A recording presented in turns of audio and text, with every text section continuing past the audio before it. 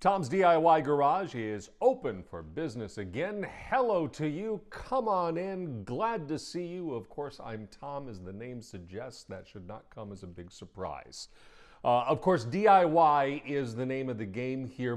From my point of view, more than anything else, it's about learning how to be self-sufficient. So when things need to get done, you need to make something, you need to fix something, you need to solve something. At least for me, my first inclination is, can I do that myself? And I just really think that people who can do things themselves are not to be worried about as much, perhaps, in the world. If you can't do stuff yourself, that's fine. I'm not casting any aspersions on you, but I like being able to approach a problem, a situation, a set of circumstances, and say, yeah, I got that covered.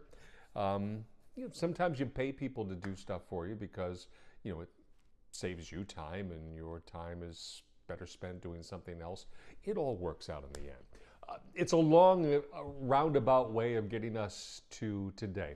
I always end these with hey, send me a challenge, send me a question. That's kind of what we're going to do today.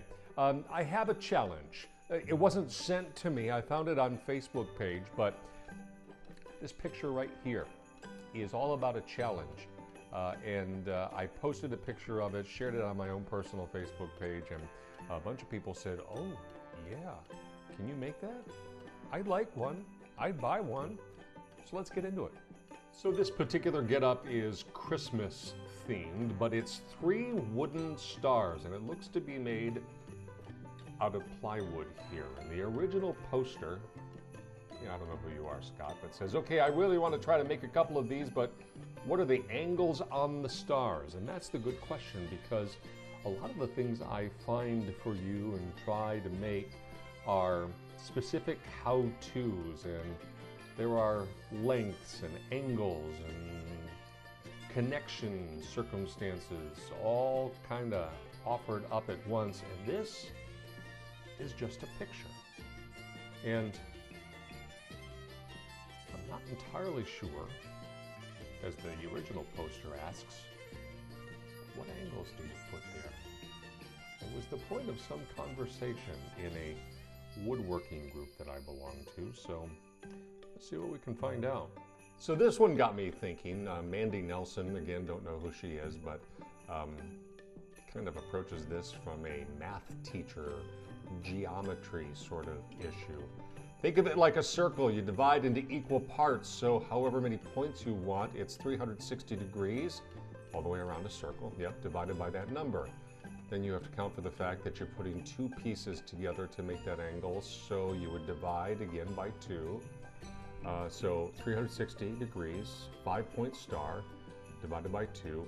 And then she suggests 36-degree angles for all of these. But you see, that doesn't really work here, because that looks like that could be a 36-degree angle. But that one, that's much sharper than these angles. So I'm not entirely sure that's true. Then another poster offered this little image here to make the 5-point star. And lengths as well. Again, suggestions, but 5 6-inch lengths with a 36-degree angle, and then a 54-degree angle. And then 5 4¾ inch lengths with a 36 and a 54. These sharper angles seem to look much closer to some of the angles we saw on the stars. And then another poster offered a link to this particular site for making Christmassy wooden stars. And I can imagine that's the 36-degree, and that's the combination of 54-degree angles there. Clearly a star, so I wonder how well these can be made. And if you want to make different stars, how are these lengths affected versus the short and long? Do you just keep that, what is that, 1¼ inch differential between the two? Or does it magnify exponentially as you get bigger or decrease exponentially as you get smaller? These are the things I want to figure out. Of course, the answer to all of those questions is here in the workshop where things get made. So that original picture, that original question had those stars made out of plywood. And I have enough of that around to make that sort of thing. But before I go to the process of cutting strips of plywood and then cutting those angles, I'm going to work out the problems with a piece of just simple 1x2. Of course, as we know, in the lumber world, 1 inch is actually 3/4, and 2 inches, in this case, is 1.5 inches.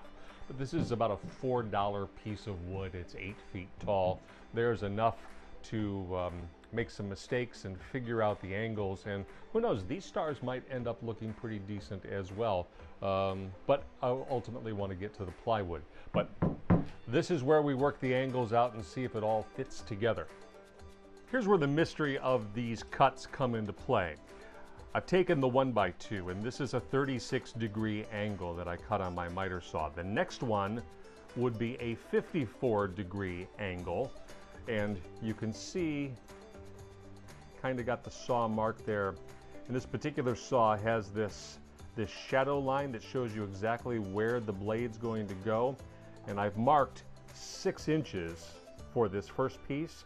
The next one will be 4 3/4, then 6 inches, 4 3/4, back and forth until I have 5 copies of each size. So let's get this one done.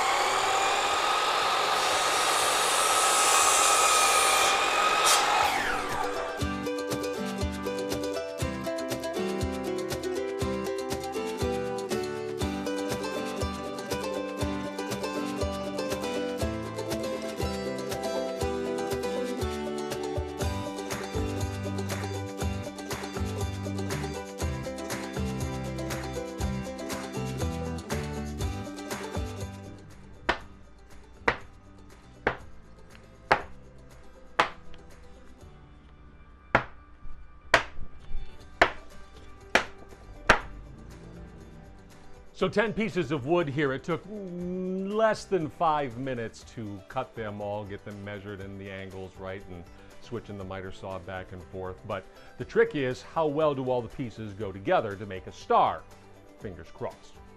Looking at the pictures, the longer pieces and the shorter pieces get alternated. So that would be the bottom of the star, and then a short piece here to match the angle. Long piece there, and then over on this side,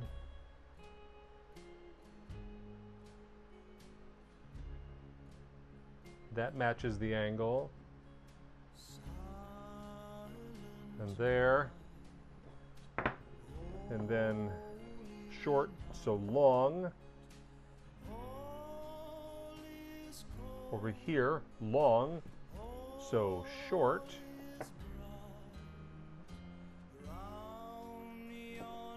and then in the middle,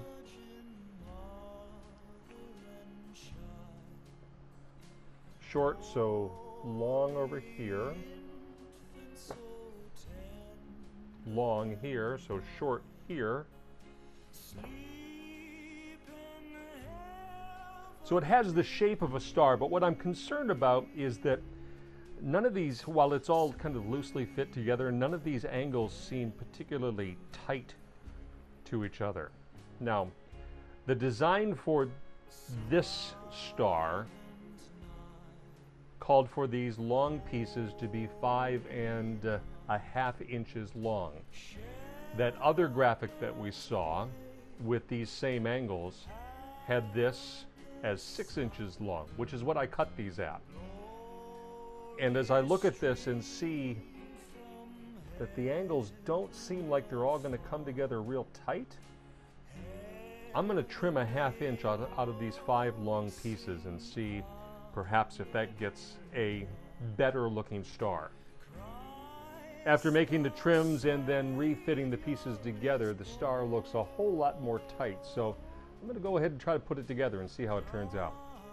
I will often give some ideas of how long a project ought to take. I'm going to put this together in real time so you get a sense of what's involved. So we have what are amount to 1, 2, 3, 4, 5 of these assemblies. It's a short and a long. So we're going to get those interior corners put together first, because otherwise they might be difficult to get to later in the process. So what I'm going to do is I'm going to start with a little bit of glue. Don't need a whole lot, just a little bead in there. Kind of looks like that. And I'm going to put those pieces together. And then what we're doing here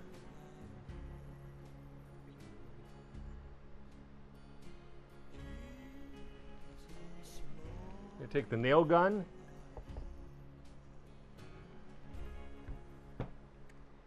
and pin them together. But here's the trick. Let me move this so you can see. We want to hold it down while you put the pin in, while you make that nailing, so that the pieces stay where you want them to. So I'm going to join the two pieces together, and then I'll take a little clamp here.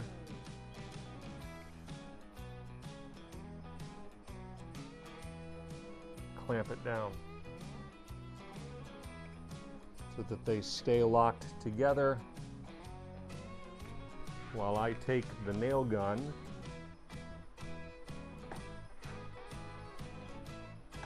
Nope, see, that didn't work.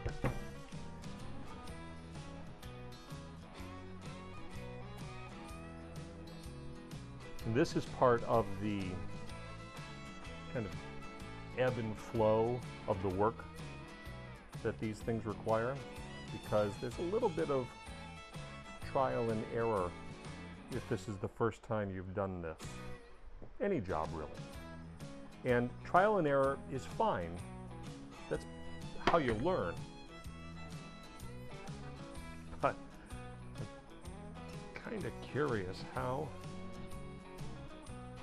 I'm going to put these together. And I have an idea, if you'll bear with me for a moment. This is super glue on steroids, if you will. Two-part glue. This is CYA glue. CYA is a long something blah, blah, blah, blah, blah acid. It works almost instantaneously. So you put some super glue on it, and then this is a spray-on activator. So when the two marry, the bond is almost instantaneous. See a lot of woodworkers using these sorts of things just to hold something in place while they permanently attach it. So I will use this, a little bit of the wood glue, and then toss a nail in as well. That ought to do the trick. So super glue, I'll just call it that. Activator. Put them together, hold them for like a count to 10. That's something I just made up. It doesn't say. It says it binds in seconds. 10 is seconds.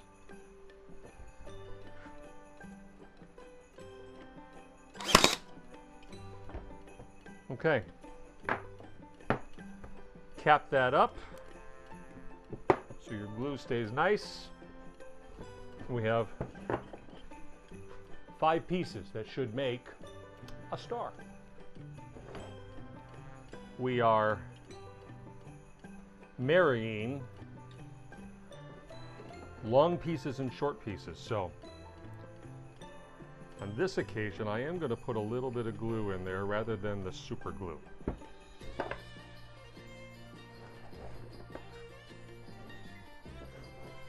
And I will join them together like that.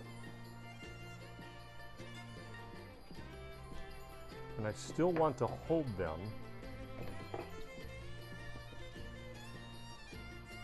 So I'm gonna put this clamp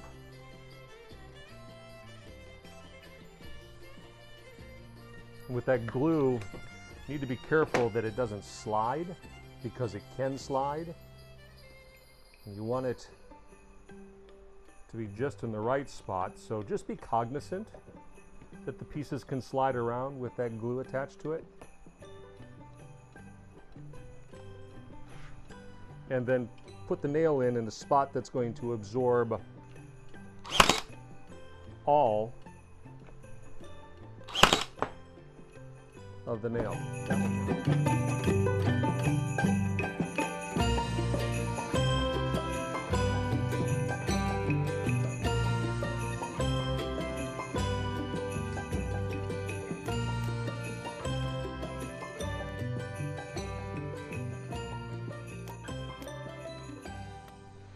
And the end result is a star.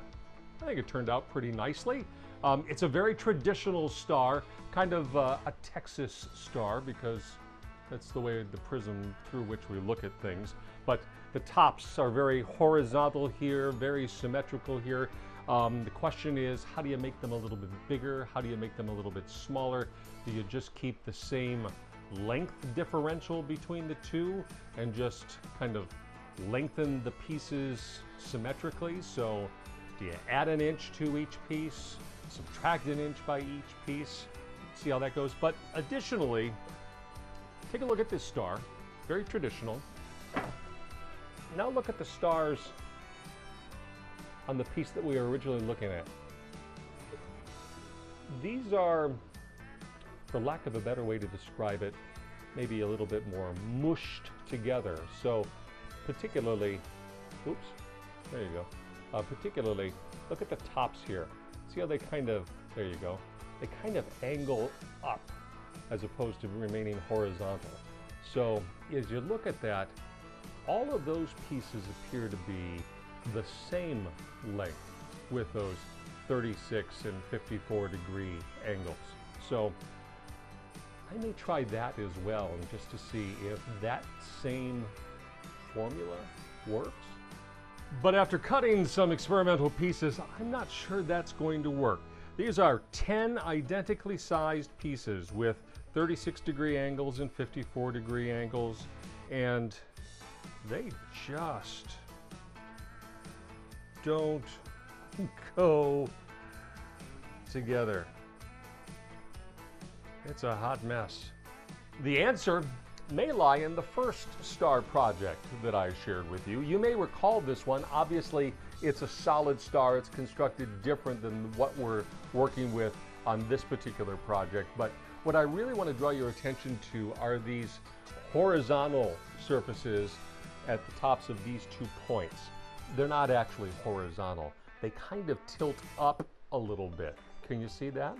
So that's kind of the look that we're trying to replicate with the original poster's plywood stars. We're trying to match the plies, the layers of the plywood all around the points at all of the joints. So, and this is the problem solving and do it yourself, because you don't always have a set of plans. Sometimes you've just got an idea and you got to work it out, work the problem to find the solution. So if I take an angle finder, which is a plastic, easy to find, pretty inexpensive little gizmo. You can get it online, you can get it at some stores. I have one somewhere, I just can't find it. Probably have to get a new one. Anyway, if you can find what this angle is with your angle finder, and then you divide in 2, that's the angle that you cut these pieces at, and you can get this look. Same with the pieces that make the points of the star. If you find what this angle is and divide by 2, you make a cut there, and then these pieces will also join. Again, with the plywood, we're trying to match those layers of the plywood to have that cohesive look all the way around the star. So back to the drawing board on that. I don't have a solution. When I do, because I'll stick with it, I like it, I'll share it with you. But in the interim, I did make these stars. And these are much more traditional stars. Go ahead and take a look here. You see these tops of the points, they're much more horizontal as opposed to these, which are a little, you see the difference there between the two, a little uplift on this one and horizontal on this one. So it's a difference, it's geometry that I haven't quite figured out, but I will. Meantime, with these three stars, three different sizes, I can replicate the star stack that was challenged with the original post, and you could stack those. These obviously are not attached. Could pin these together, glue them together. It could be solid, or I could find a way to temporarily connect them. That's a personal issue, but that, I think, is a pretty decent recreation of what we originally talked about. And you can decorate these. You can put tinsel on them, you can put lights. I've seen, obviously, ornaments, and get it all decorated for the Christmas. Or you could put these on the wall and just be Texas star decorations. Either way. I finished these in kind of this weathered gray look. You could do a green stain, you could paint them white, you could do a white wash, you could do a red stain, whatever you wanted. But it does a pretty good job, I think, of recreating the challenge. What do you think? Hit me up on the Facebook, the Twitter/X, the email. Let me know what you think of the stars. Or maybe you've got another challenge, a thing. Hey, Tom, do you know how to make this? And if it's something I can make and I can do it right off the bat, I'll do it. And if I need to figure it out, we can figure it out together. That's what the whole DIY thing is. Meantime, that other star, I'm still going to work on that. The funky angles, I'm going to figure it out. And when I do, I will share it with you. Again, it's always about working the problem, and I haven't quite worked all of that one, but I did work this one. Stars. These are stars. I'm not a star. These are stars. I am Tom from Tom's DIY Garage, though, and I'll be working on the next project, figuring out what it is. If you've got an idea, let me hear from you. Until that time, rock on with your bad selves. I'll see you when we get there. Bye-bye.